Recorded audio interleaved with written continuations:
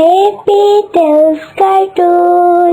মজার মজার সব কার্টুন ভিডিও দেখতে আমাদের চ্যানেলটি এক্ষুনি সাবস্ক্রাইব করো।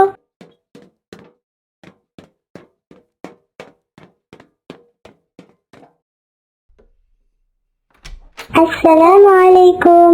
ওয়ালাইকুম আসসালাম। আপু, লাবিবা কি বাসায় আছে? হ্যাঁ, ও তো ওর রুমেই আছে, পড়তে বসছে এখন। তুমি যাও ওর রুমে। আমাদের প্রিয় নবী হযরত মুহাম্মদ সাল্লাল্লাহু আলাইহি ওয়াসাল্লাম 570 খ্রিস্টাব্দে জন্মগ্রহণ করেন। নাফিসা আসছে, তাড়াতাড়ি বই বন্ধ করি। লাবিবা, তুমি পড়তেছিলা? না, আমি তো পড়তে বসিনি, আমি তো খেলছিলাম। কিন্তু আপু তো বললো তুমি পড়তে বসছো। আপু হয়তো দেখিনি। ওহ আচ্ছা, তোমার কাছে বাংলা নোট আছে, আমাকে দিবা? না, আমার কাছে তো কোনো নোট নেই। ওকে চলো, তাহলে আমরা এখন খেলতে যাই। লাবিবা, একটু কথা শুনে যেও। জি আপু, বলো। তুমি নাফিসাকে মিথ্যা বললে কেন? আপু, তুমিও না। আমি পড়তে বসছি শুনলে ও তো বেশি পড়তে থাকবে, আর তখন ক্লাসে আমার থেকে বেশি পারবে। আর আমার কাছে নোট আছে শুনলে তা আমার কাছে চেয়ে বসবে, তখন ওই তো পরীক্ষায় ফার্স্ট হবে, আমি তো আর ফার্স্ট হতে পারবো না। লেখাপড়া নিয়ে তুমি অনেক পরিশ্রম করো, ইনশাআল্লাহ তুমি ফার্স্ট হবে। কিন্তু এভাবে মিথ্যা বলা তো উচিত হয়নি।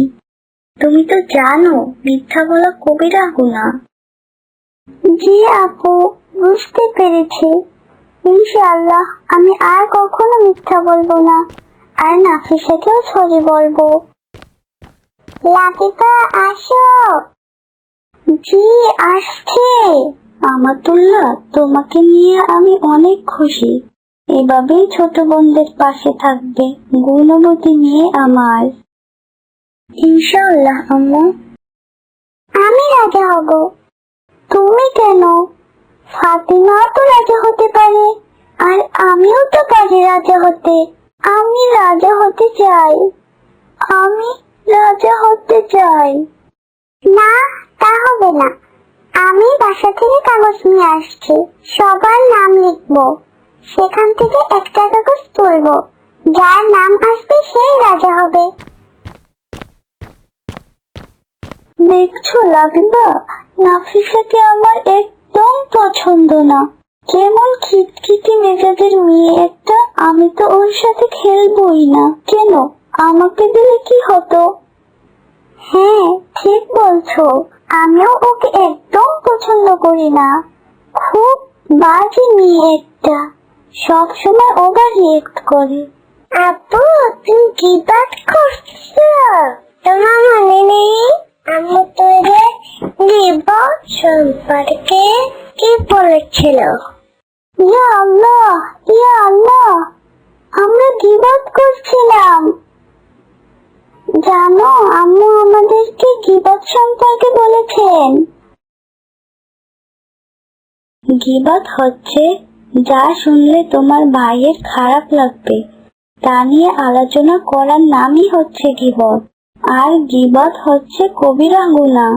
তুমি যা বলেছ তা যদি ওই ব্যক্তির মধ্যে বিদ্যমান থাকে তা গীবত, যদি তা না থাকে সেটা হবে তোহমাত, যার অর্থ অপবাদ। আমাদের প্রিয় নবী হযরত মুহাম্মদ সাল্লাল্লাহু আলাইহি ওয়াসাল্লাম বলেছেন, তোমরা গীবত থেকে দূরে থাকো। পবিত্র কুরআন ও হাদিসে গীবত সম্পর্কে অনেক কঠোর হুঁশিয়ারি দিয়েছেন। আম্মু, গীবতের শাস্তি কি?